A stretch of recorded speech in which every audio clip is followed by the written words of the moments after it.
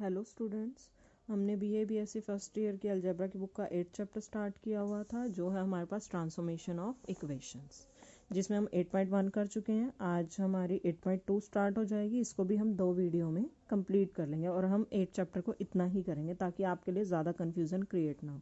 7th chapter अपना अच्छे से कर लो आप, और 8.1 और 8.2 कर लो। ठीक है, आपका इजीली क्वेश्चन पूरा अटैम्प्ट हो जाएगा सेक्शन से, और कंपल्सरी क्वेश्चन भी अटैम्प्ट हो जाएगा। ठीक है, अब देखो हमें क्या है टॉपिक हमारा इसमें, roots diminished by a given number. जब भी आपको बोला जाए कि इस इक्वेशन के रूट्स को इस नंबर से डिमिनिश करो, तो उसके लिए आपका जो मेथड रहेगा, सीधा आपके मेथड बेस्ड क्वेश्चन ही हैं। Diminish the roots of equation by this. अब इन्होंने इसमें एक मेथड यहाँ दिया हुआ है, एक नेक्स्ट वाले में दिया। मैं यहाँ पे दोनों मेथड आपको इसी क्वेश्चन के अंदर ही बता दूंगी।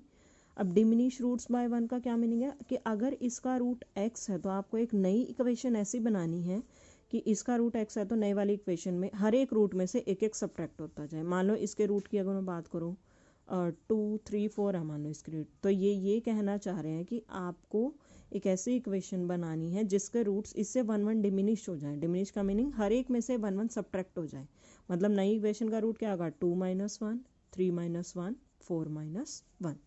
ठीक है, अब इसको हम नए वेरिएबल का नाम दे सकते हैं। अगर इसके रूट x है, नई वाली इक्वेशन के हम क्या कहना चाह रहे हैं, x - 1 हो, नए वेरिएबल का नाम दे दिया y is equals to x - 1। It means x को किससे रिप्लेस करना पड़ेगा, y + 1 से। अब यहाँ पे x को y + 1 से कर लो। ये मेथड आपका इजी कब तक रहेगा, जब तक आपके पास स्मॉल डिग्री की इक्वेशन हो।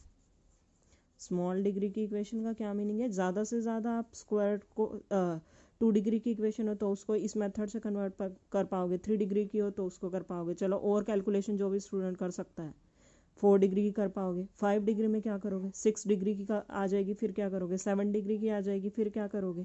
तो आपके लिए ये बहुत लेंथ ही बहुत ज़्यादा पड़ जाएगा ना। मान लो कंपल्सरी में आ जाए 2 नंबर के लिए, क्या आप इतनी बड़ी कैलकुलेशन करोगे, नहीं ना। तो इसके लिए हमारा छोटा मेथड हमारे पास क्या है, जब भी आपको रूट्स को डिमिनिश करने के लिए बोला जाए जिस भी नंबर से, सबसे पहले तो अगर इक्वेशन कंप्लीट नहीं है उसको कंप्लीट करो। सिंथेटिक डिवीजन अगर आपको याद होगी, 2 मिनट का ये काम है। कंप्लीट है ऑलरेडी इक्वेशन, 1 से सिंथेटिक डिवीजन करते जाओ इसकी एंड तक। देखो रूट्स कोफिशिएंट लिखते जाएं, x³ का 1, x² का 2, x का 3 और कांस्टेंट वाला -1। 1 से हमें क्या करना है, सिंथेटिक डिवीजन। 1 1 3 और ये 3 6 और यहाँ 6 आया, ये 5। एंड तक करना जब तक लास्ट में आपकी एक टर्म नहीं बच जाती। ठीक है, फिर से 1 से ही की, 1 1 4 4 10। ठीक है, अब फिर करेंगे 1 1 5, फिर करेंगे 1। अब लास्ट में एक टर्म बच गई ना, अब यहाँ पे आपका प्रोसेस खत्म हो जाएगा।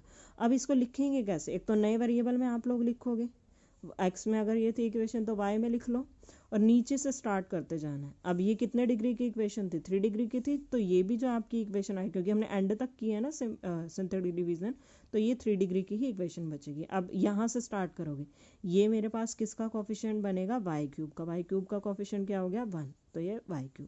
अब फिर यहाँ आ जाओ, ये किसका कोफिशिएंट बनेगा, y² का, +5y²। फिर यहाँ आ जाओ, ये किसका कोफिशिएंट बनेगा, y का, +10y। फिर ये कौन सा बनेगा कोफिशिएंट, कांस्टेंट वाला, +5 = 0। और रिलेशन क्या रहेगा, y = x - h। h क्या है, जिससे आपने गिवन इक्वेशन के रूट्स को डिमिनिश किया है। तो 1 से किया है तो हमारा क्या आ जाएगा, y = x - 1। ये x और y का रिलेशन आ जाएगा। ये बहुत इंपॉर्टेंट है, ये रिलेशन भी याद होना बहुत ज़रूरी है। ठीक है, मतलब हमने क्या किया हुआ है, जो इक्वेशन गिवन थी उसके रूट्स को 1 से डिमिनिश कर दिया, उसके हर एक रूट में से हमने 1 1 सब्ट्रैक्ट कर दिया। तो ये आपकी रिक्वायर्ड। अब आप खुद सोचो, आपके पास 4 5 6 7 8 जितने मर्जी डिग्री की इक्वेशन दे दो, आप रूट्स को डिमिनिश कर सकते हो ना इस वाले मेथड से। 2 से 3 मिनट का काम, ज़्यादा से ज़्यादा। नीचे से स्टार्ट करते जाना और हाईएस्ट पावर वाले कोफिशिएंट लिखते जाओ। ठीक है, तो ये आपकी आ जाएगी नई इक्वेशन। उम्मीद करती हूँ बहुत इजी लगा होगा ये सबको। और जो आपका मेन फॉर्मूला काम करेगा, इस पूरी एक्सरसाइज में ज़्यादा से ज़्यादा इन्होंने सिर्फ सेकेंड टर्म और फोर्थ टर्म को रिमूव करवाया हुआ है। अब इसको रिमूव करने का हमारे पास क्या मेथड है, इस वाले h से आप अगर इक्वेशन के रूट्स को डिमिनिश कर दोगे तो आपकी सेकेंड टर्म ऑटोमेटिकली रिमूव हो जाएगी। Minus a1 by n a naught का क्या मीनिंग है, जनरल इक्वेशन पहले एक बार हम देख लेते हैं हम क्या लेके क्या चल रहे हैं। देखो ये जनरल इक्वेशन याद रखो बस, कि हाईएस्ट वाले का कोफिशिएंट ए नॉट, फिर सेकेंड हाईएस्ट का a1, फिर a2, फिर ऐसे ऐसे कांस्टेंट वाला an, ठीक है। Means minus a1 means second highest degree वाली टर्म का coefficient divide by n means जितने डिग्री की इक्वेशन है, a नॉट मीन्स हाईएस्ट वाली डिग्री वाले का कोफिशिएंट a नॉट। इससे जब आप रूट्स को डिमिनिश करोगे इक्वेशन के तो आपकी सेकेंड टर्म ऑटोमेटिकली रिमूव हो जाएगी। ऐसे ही थर्ड टर्म के लिए आपको इस इक्वेशन को सॉल्व करना पड़ेगा, यहाँ से h की 2 वैल्यूज आ जाएंगी, फिर उनसे आपको डिमिनिश करना पड़ेगा, ठीक है। अब मेन सीधा क्वेश्चन पे ही आ जाते हैं हम। देखो ये है हमारे पास फर्स्ट क्वेश्चन है, diminish the roots of this equation by 5। अब ये देखो 5 डिग्री की इक्वेशन है, क्या आपके लिए ये इजी रहेगा? अगर इसके रूट x हैं तो नए वाली इक्वेशन के x माइनस 5 होंगे, मतलब x को क्या पुट करना पड़ेगा, y प्लस 5, क्या y प्लस 5 की पावर 5 पावर 3, ये सॉल्व करना इजी है। सिंथेटिक डिवीजन से ही छोटा पड़ेगा ना हमारा मेथड। तो हम क्या करेंगे, सबसे पहला हमारा काम क्या था, अगर इक्वेशन कंप्लीट नहीं है तो उसे कंप्लीट बनाएंगे। 4 डिग्री वाली टर्म नहीं है ना यहाँ पे, और ना ही 2 डिग्री वाली टर्म है, तो उसको 0 के साथ मल्टीप्लाई करके लिखेंगे, कंप्लीट बन गई अब हमारी इक्वेशन। अब 5 से सिंथेटिक डिवीजन करते जाओ, कोफिशिएंट लिखते जाओ, लिख दिए। 5 से सिंथेटिक डिवीजन एंड तक करते जाओ। अब आपकी नई इक्वेशन कैसे बनेगी, नए वेरिएबल y में अगर आप लेके जा रहे हो तो ये आपका कितने डिग्री की इक्वेशन है, ऑलरेडी 5 डिग्री की, तो नई जो इक्वेशन आएगी वो भी 5 डिग्री की आएगी। ये y raise to the power 5 का कोफिशिएंट, ये y raise to the power 4 का, y raise to the power 3, y raise to the power 2, y और कांस्टेंट कोफिशिएंट, ठीक है। और x और y में रिलेशन क्या, y हमारा किसके इक्वल है, x में से हमने 5 सब्ट्रैक्ट कर दिया, मीन्स x वाली इक्वेशन के हर एक रूट्स में से हमने 5 सब्ट्रैक्ट कर दिया। ये रिलेशन याद रखना बहुत ज़रूरी है। ये देखो बन गई हमारी नई ट्रांसफॉर्म्ड इक्वेशन, और x और y का रिलेशन भी पता होना चाहिए, ठीक है। अब एक और क्वेश्चन देख लेते हैं, remove the second term from the equation this. आ गया ना वह इक्वेशन, सेकेंड टर्म को रिमूव करना आपने।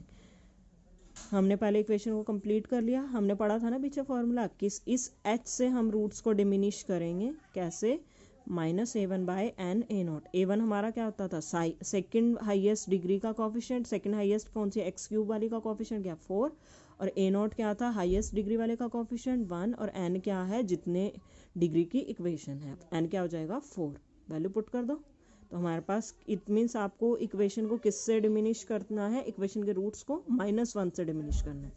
पहले अगर इक्वेशन कंप्लीट नहीं है तो कंप्लीट कर लो, ऑलरेडी कंप्लीट है। इसके कोफिशिएंट लिखते जाओ यहाँ, फिर -1 से डिमिनिश करो और एंड तक लिखते जाओ। अब ये किसका कोफिशिएंट रह जाएगा, और अच्छा रुको एक चीज़ और फिर से, अब नई इक्वेशन, नए वेरिएबल में आप इक्वेशन लगाओगे, इससे डिमिनिश कर रहे हो तो इट मीन्स x के हर एक रूट में से आप -1 को सब्ट्रैक्ट कर रहे हो, तो x और y का रिलेशन, तो y is equals to x plus 1, ठीक है।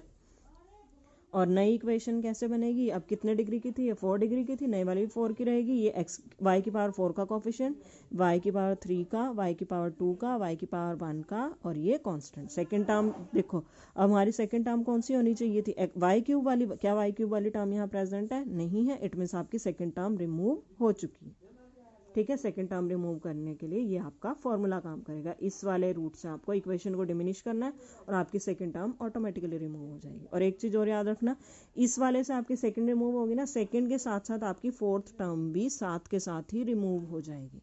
देखो फोर्थ, ये हमारी सेकंड होनी थी, y4 वाली फर्स्ट, y क्यूब वाली सेकंड, y स्क्वायर वाली थर्ड, y वाली फोर्थ और कांस्टेंट वाली फिफ्थ। सेकंड हमारी रिमूव होगी और इसी के साथ आपकी फोर्थ टर्म, अब क्या देखो फोर्थ वाली टर्म y वाली टर्म है, नहीं है ना, तो फोर्थ टर्म की भी आपकी इसी वाले से साथ में ही रिमूव हो जाएगी। इट मीन्स ये वाला फॉर्मूला आपका किसके लिए, सेकंड और फोर्थ टर्म को एक साथ रिमूव करने के लिए, ठीक है। अब एक क्वेश्चन और देख लेते हैं, show that same transformation can remove both second and fourth term of equation and hence solve it. वही बात आ गई ना अब यहाँ पे कि एक ही ट्रांसफॉर्मेशन से आप सेकेंड और फोर्थ टर्म को इकट्ठे ही रिमूव कर सकते हो इस इक्वेशन के। अब हमारे पास फॉर्मूला क्या था, h is equal to minus a one by a naught n into a naught. Minus a one means x cube का coefficient 16, a naught x four का कोफिशिएंट 1, और कितने डिग्री की इक्वेशन है 4 डिग्री की, एन की वैल्यू क्या आ जाएगी 4। तो इट मीन्स आपको पूरी इक्वेशन को इससे सिंथेटिक डिवीजन करनी है, मतलब इस इक्वेशन के रूट्स को इस नंबर से डिमिनिश करना है।